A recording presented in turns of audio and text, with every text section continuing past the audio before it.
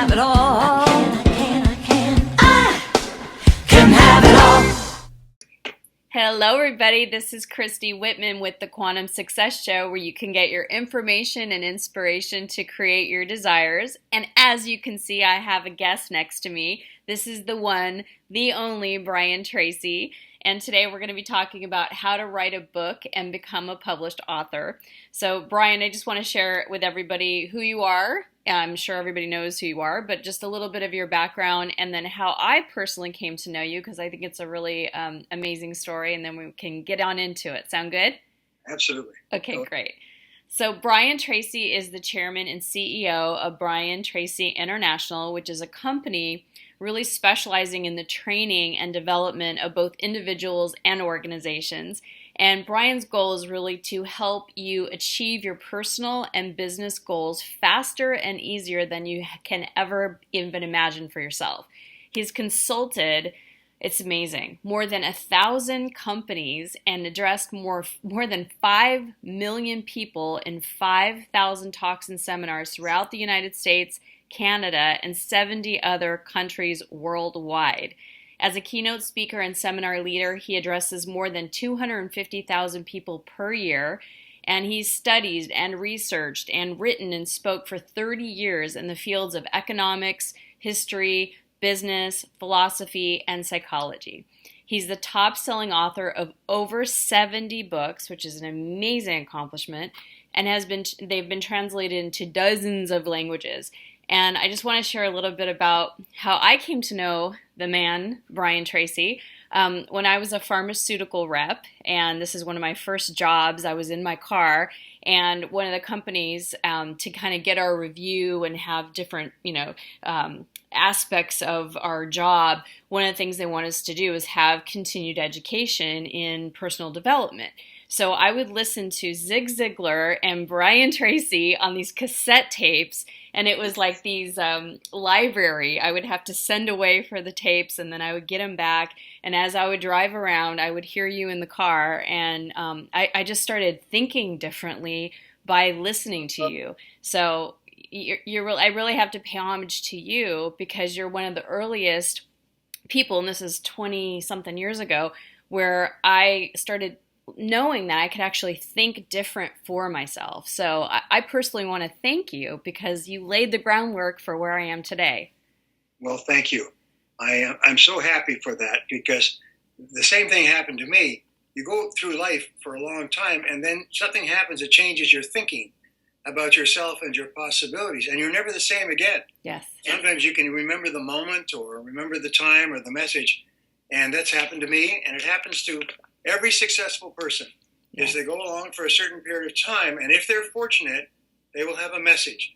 It may be a person, it may be a seminar, it may be a book, it may be a course, maybe just one insight that suddenly shakes them, and they're never the same again. It's amazing. So Brian, tell me about your story. Like, how did you get started? Where did you start to get you to where you are now? Well, I came from a middle-class family that never had any money. I fooled around in school and did not graduate from high school. And I got laboring jobs. My first big job was washing dishes in the back of a small hotel. And from there, I washed cars and I washed floors. I joked that I thought washing was in my future. And then I worked on farms and ranches. I worked in factories and mills. I worked in construction. I worked on a ship in the North Atlantic. When I was 23 years old, I was an itinerant farm laborer. An itinerant farm laborer is someone who works during the harvest. And after the harvest, I was once more unskilled, uneducated, and unemployed. And so I got into sales. It was the only thing I could do. You got into pharmaceutical sales. I got into selling knickknacks from door to door. Oh, wow. Yeah, and I just went to work. But I had a turning point, because after 6 months of struggle, I noticed there was one guy in my company who was selling 10 times as much as anybody else, and he wasn't even working very hard. I'd start at 8 o'clock in the morning and work till 8 or 9 at night. I'd knock on doors at offices all day long, and then I'd knock on apartments and homes in the evenings in the neighborhoods. And sometimes I wouldn't make a single sale in 14 hours. And this guy was making sale after sale after sale, like magic tricks. So one day I asked him, I said, "What are you doing differently from me? How come you're so successful?" And he said, well, show me your sales process and I'll critique it for you. And I said, I don't have a sales process. And he said, show me yours and I'll show you mine. So he said, okay. So he said, here's my sales process. And he just showed me a simple process. It turned out that he had been trained by a major company when he got out of college, got an associate's degree, and they spent 6 months training him on how to sell. So I took his ideas, bare bones ideas, and I went out and my sales went up. And then I began to read on sales and to listen to audio, the first audio programs ever produced on sales, and then go to seminars on sales. And then every time I learned something new, and this changed my life, I would run out and try it out. What I found is the greatest reason for failure is inaction, passivity. People hear these things, but they do nothing with them. Yes. But I was so hungry and so determined that every time I heard a new idea, I would say, I'm going to try this out. And I learned that nothing works the first time. So I'd go out and I'm cold calling, I'd try it, and I'd have no results. So I made a decision I would try everything 10 times. It was a good idea. I'd try it 10 times before I gave up on it. Changed my life forever. Wow. What I learned is that all skills are learnable. Writing skills, book skills, speaking skills, recording skills, mechanical skills, medical skills, all skills are learnable and that you can learn any skills. Human beings have an almost infinite capacity to learn. And the more you learn, the more you can learn because you actually activate more and more of your brain. I learned this later, is your brain becomes more and more almost like a sponge. And for example, I speak French, German, and Spanish. I failed high school English in the 11th and 12th grades. I speak French, German, Spanish, and very good English. And why? It's because once said it's just a learnable skill. So I put my head down and I began to study these languages. And now I can read, write, and speak almost fluently in each of those languages.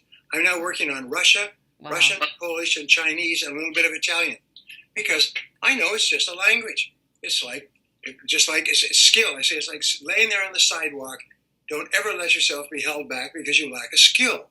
Lacking a skill is this idea absolutely holds so many people back from fulfilling their potential. So I say, okay, I'll learn that. And then later I became a sales manager.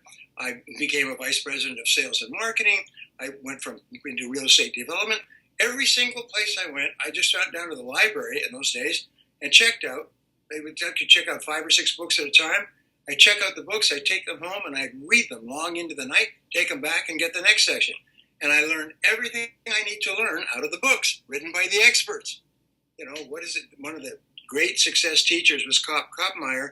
He said the most important thing he learned, he had 1,000 principles of success that he had derived over 54 years of reading. And he said the most important of all was learn from the experts. He said, Brian, you'll never live long enough to learn it all yourself. And that has been my guiding force. Which brings us right around to speaking. When I gave my first talk, I had 7 people, and I'd never given a talk before, but I loved the material. And I thought the material was so important, so I was really excited about teaching these principles. Terrible. In fact, I was using a whiteboard and writing the principles, speaking. I had 7 people in a row. One of them was my wife. Another was my brother and his wife.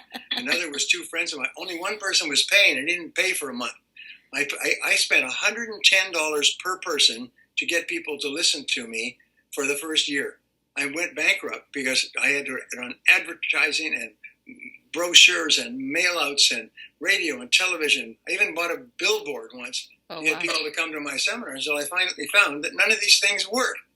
And email don't work and advertising doesn't work. The only thing that works is going face-to-face with people and saying, please come to my seminar, or hire me to come to yours.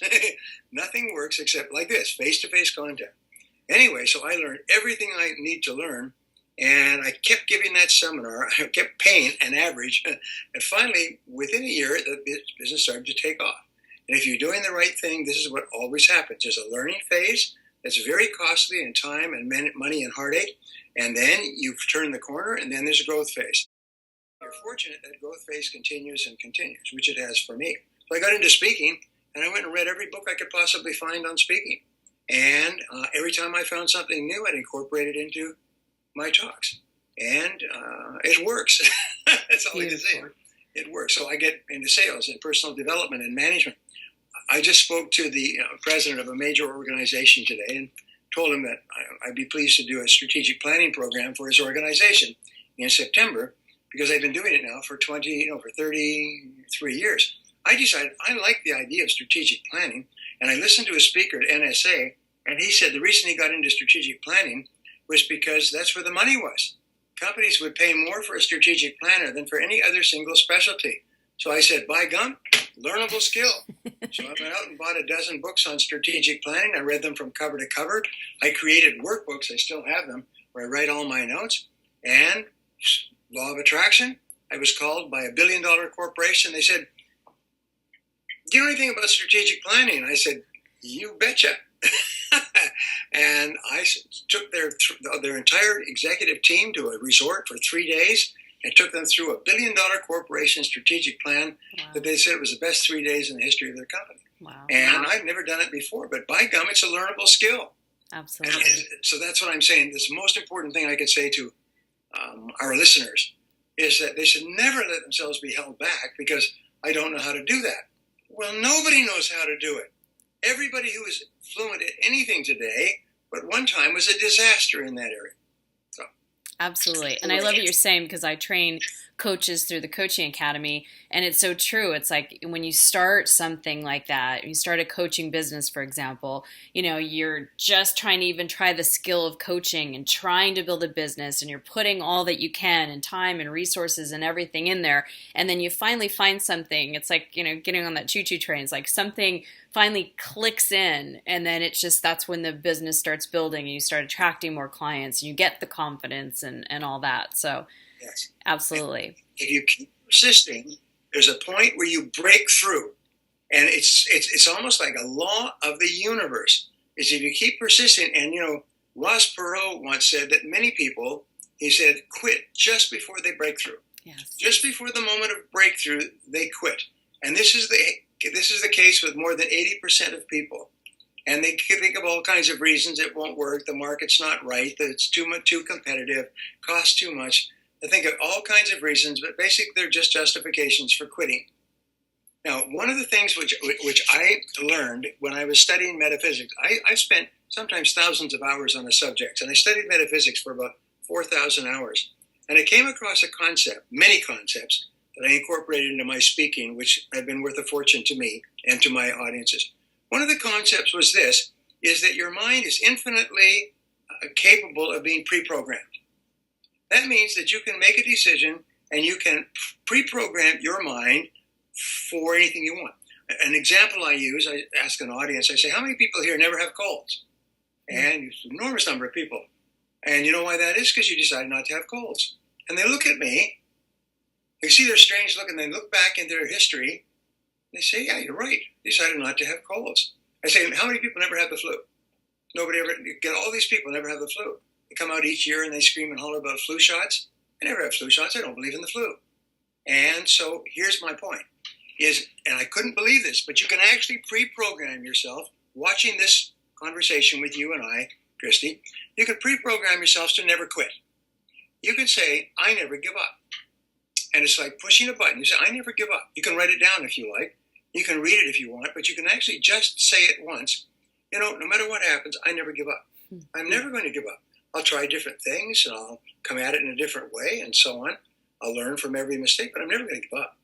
And that just goes, and it's automatically registered like hard drive. It becomes part of your operating system. And for the rest of your life, when you face a discouraging situation where you're having all kinds of setbacks, at a certain point, you're thinking, well, maybe I'm doing the right thing, and it'll click, bing, and I never give up. It'll just sort of like almost a slap on the back of the head. Psychologically, for the rest of your life, you never quit. And I try this. It is there's lots of neat stuff that I learned in my studies. But you can make this decision: never have a cold, never have a flu, never give up. You can make the decision in one statement, and as long as you are comfortable and confident in the statement, it becomes a permanent part of your operating system. Imagine saying, "I'm never going to have a cold," and your whole physical system accepts that, and you never have a cold. it's almost I'm never going to have a cold. They're shaking my head. That's awesome. So I'm going to ask the audience, think of something that you want to pre-pave. You said predisposition, right? Yeah. So write it down. What is it going to be for you? I love that. That's beautiful, Brian. Thank you. You amaze me because I'm an author. I've written, I think, 5 books now. You have 75 books to date. Just signed contracts for 3 more. It's like, that's amazing to me. And I know it's probably amazing to a lot of other people because I know when I first wrote my first book, everybody that found out that I wrote a book was like, oh, I want to write a book. And I'm sure you hear that all the time. Yes. Every single person has an idea for a book or they want to write a book, but they don't do it. No. So, I mean, how do you do it? Well, it's really simple. I'm a bibliophile. That's the word, by the way. I thought it was a readaholic, but it's a bibliophile. It's a person who loves to read books. And I always have been. And so I read and read and read and read and read. I read an average still today about 3 hours a day. Sometimes I miss it, but then I travel on planes, so I catch up. I'll read for 8 hours in a flight. I just take my books and my magazines and my programs and so on, and I just read and read and read and tear out articles. Well, I'm just trying to think. I got off track. With regard to writing a book, the first thing I did, just a quick aside, I was told by several people, you can make a lot of money in real estate development. People in real estate development make a lot of money. Well, I didn't know how to spell the word, whether it had an E in it or not. So I went down to the library and I started checking out and reading books on real estate development. Within 10 years, I developed more than $100 billion in real estate. I built housing estates or subdivisions. I built office buildings. I built industrial sites. I built self-storage. I built shopping centers. And people say, and I started off with no money. And they said, well, and I had to tie up a piece of property and arrange the financing before my 30-day option was up. So I went to the lawyer for the clients. I said, look, I'll give you a check. He said, look, give me a check for anything, and I'll give you 30 days to line up the financing. I said, well, I'll give you a check for $150. He said, that's good. I said, but please don't cash it because it won't clear. And so I then went out and I went back to the books. What do you do when can you buy a piece of property? You don't have any money. I said, exactly what you do. You look around and you say, who are the other companies in this industry who develop the kind of property that you envision for this site? And what you do is you put together a complete proposal, proposition, financing, how much it's going to cost, what the profits and cash flow will be. And it's all in the books. People say, how could you start a shopping center with no money? I said, I read it in the book, for heaven's sakes. It's all in the books. It's like yours. All the stuff is in your book. So when I decided to write a book, I went down to the bookstore. There's kind of an arty bookstore not far from here. And I started buying and reading books and had a whole section on how to write a book. I started buying and reading books on how writers write, professional writers, how they organize, how they plan, how they use their time, and so on. And then, surprise, surprise, I got an invitation to write a book for a publisher. And, okay, I know all this stuff. And I sat down and began writing the book. The book took me much, much longer. It was much, much harder, the first book. Yeah. But I kept following the instructions. They show you lay out the book, lay out the subject, lay out the chapters, lay out the content in the chapters, write each chapter, put them all together, write the introduction last because you don't know what you're introducing at the beginning, and then start to edit. And I edit 5 to 7 times. So I go through, people say, who writes your books? I write 100% of them myself, and I edit them 5 to 7 times before I send them to the publisher. I go from the very first word to the last word, and I spend hour after hour after hour after hour doing this. People say, how can you write so many books? I read it in the books, and then I developed a system. Here's what happened. It's a really arrogant thing to say, but it really is, because I started to publish my own book, and you find that once you publish a book, the publishers, my first publisher, Simon & Schuster, and their office is 20th story of a skyscraper in New York. And I joke that what the publishers do is they publish the book, and they take the book and they throw it out their window on the 20th floor onto the sidewalk below, and if somebody buys it, then they publish some more. So you're 100% responsible for generating sales for your book. They do nothing for you. It's a love-hate relationship between authors and publishers. Anyway, so I hired public relations people who got me interviews. And they got me a whole flurry of interviews for this book. And then the interviews all stopped. It's sort of like the storm passed. And I said, what happened? They said, well, your 90 days is up. I said, your 90 days? They said, yes, there's a 90-day window between when you publish a book and when they will interview you, and then after that, the window closes, they go on to other books. I said, well, that's ridiculous. I mean, I can't get nobody will talk to you anymore. I said, well, all right. And I sat there thinking about it. I think, I know what I'll do. I'll write a book every 90 days. And I did. And I've been doing that for years. And now I have 75 books. I'll have 78 by the end of this year. And the publishers now, because I'm a bookable talent, they always make money on me. The publishers call me up. I just got called by the biggest publisher in the world last week and said, would you write another book for us? And I said, okay. We'll send you a contract and a check. Would you write another book for us? And we really like it, so we'd like you to get on with it. I say, okay, well, I'm really tied up with these other 2 books. Well, when can you fit us in? Amazing. It's ridiculous. But I just decided I'd write a book every 90 days. And that's what I've done for 25 years now. You are such a remarkable man to, so many people say they're going to do something and they don't, and they promise themselves, then they lie to themselves. You make a decision and you stick with it and follow it through. And it's just, like what you were even saying about you learn something and then you apply it. It's just hats off to you, Brian. Truly, truly a leader and a teacher. Truly. Well, thank you. So as always, the best discussions happen after the episode at ChristyWhitman.com, where you can join my community, which I call my family. You'll receive free teleseminars, webinars, ebooks, videos, and much more just by being part of the community. Did you like this video? Then subscribe and share it with everybody you know. Check out these other related videos to help you get inspired and informed.